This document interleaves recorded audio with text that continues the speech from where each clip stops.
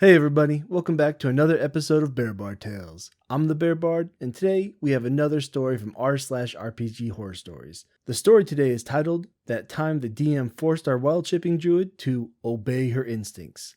And here we go. Ironically, not in a not safe for work way. So, BS. An adventuring group all loosely aligned with a local noble family in Waterdeep. And on assignment to infiltrate a rival's party because of intelligence that a magic item handoff was happening and to either acquire it or at least identify where it's being taken. We concoct, through our rogue, for most of us to join the catering staff. While I wrangled an invite as I was actually a noble myself, and our druid stealthed in wild shape as a cat, as the hosts were well-known cat lovers and their ballroom had tons of cats at its parties. Our druid was going to hide amongst them, wild shape into a cat, her preferred form for backstory reasons, and provide top-level support while the group kept an eye out for the item, which I'd then try to intercept. It all went swimmingly, right up until the DM asked our druid to roll a will save. Had we been made? Was an hereto unseen mage attacking us? Oh no. The hosts brought out a tuna platter as part of the catering, and the roll was to decide if the druid could resist her feline instincts. She tried to argue with the DM, citing the literal description of wild shaping as opposed to, say, polymorphing, that you retain your mind and identity while wild shaping. But the DM insisted. She failed, and he narrated at length how she abandoned her post and the mission to try and steal tuna.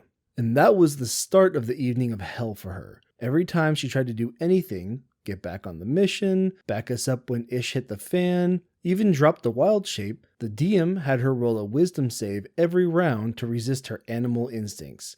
If she failed, he'd dictate her behavior for the next few rounds, even refusing to let her drop the wild shape because, and I quote, her cat instincts for delicious tuna override her desire to be human again. I quit after the session ended, and heard from her that she'd quit too. We were in loose communication. She then got an abusive message telling her that the DM was only trying to be more accurate, and when I explained why I left because of his flagrant disregard for both the player's autonomy and the actual rules for her class ability, I was told that I obviously didn't have a role player's mindset and should stick to video games. And that was my one and only attempt to play D&D over Discord, which was a shame because I really loved that artificer. And scene. Yeah, this is a rough one. Even though this is a nice short story, I feel like there's plenty to unpack here. You never, as a DM, want to take away your player's agency. I mean, the point of it is an RPG. You want people to be their characters. That's the whole point of it, is you want to give them the agency and autonomy to do what they want and be who they want. The second you take that away, you take away who they are as a character, and then it becomes a character, this other entity instead of themselves. And that just kind of defeats the whole purpose. I think that taking away that autonomy can be okay in really small doses, but I'm talking stuff just like a trap happens and then you narrate that. You can't for a whole evening add your own rule and just take over for that character. You also really need to read your group. I understand this could be harder over Discord. I don't know if they were using cameras or not, but I feel like there had to have been signs that these players didn't like what was happening. The whole point of the DM is to be there and help facilitate a story. It's a story you're all telling together, but you got to be that ringleader. You're the base. You're the one that keeps it all moving. And if you can see that your players clearly aren't having fun or enjoying this, you need to just cut it. There's even if you really are married to this idea, if everyone's really not enjoying it, there's really no point in keeping it. I know some people argue, oh, the realism, this. I mean, you're a druid that turned into a cat to attack, to infiltrate this party. Where does the realism, at what point do you just say, kind of give it up? You're playing Dungeons and Dragons. Last time I checked outside, there was no dragons, but it's still, The other problem here is he clearly can't take criticism, and that's always a really bad thing when you're trying to do anything, whether it's DMing, whether it's football, whether it's writing, whether, no matter what you're doing, you have to take criticism. That's how you improve. And if the second you get criticism, you just start attacking, it doesn't matter what you want to do. You will not be successful in it. You have to be able to take that criticism, especially without pointing fingers. That's that first defense you see people doing is pointing fingers and like, well, you, maybe you should just stick to video games. Like, come on, maybe you just should rethink this. And it's not even a bad thing. It could be this could be a good thing. You know, when I get criticism, as long as it's constructive, you know, I really want to take that on board because that's how I improve in what I'm doing in anything. You know,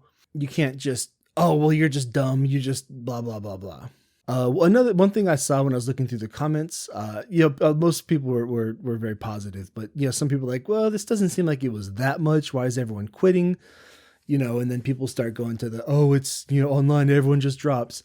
But I'm assuming here, like in most of these stories, especially with this one being short, there was a lot more going on. If this happened in one session, I can only imagine what else was happening. If this was something that was coming up, and if this is the type of DM that would point that kind of finger, I guarantee there was more going on, and this was probably just the straw that broke the camel's back. It's unfortunate for OP that they don't feel like they can go back to D&D on Discord, especially right now with everything being closed down.